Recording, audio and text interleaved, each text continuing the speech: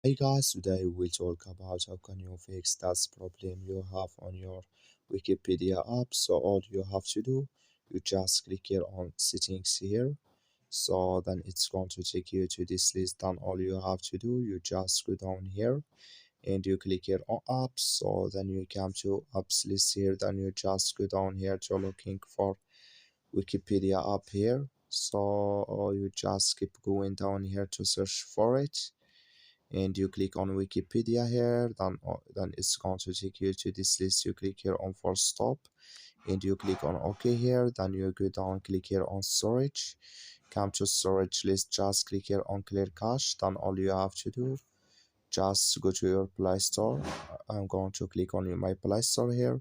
You search for Wikipedia app, it's going to show for you like this. You will find here update. Just click on it, then it's going to fix with you.